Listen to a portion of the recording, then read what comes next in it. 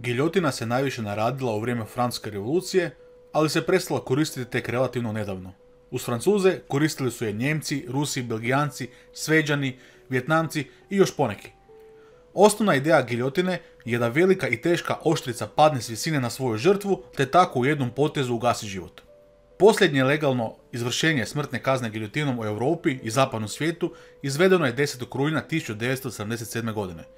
Hamida Džanubi je 1974. godine svoju bivšu djevojku, 22-godišnju Elizabeth Busquet, oteo, sadistički mučio i naposljetku ubio.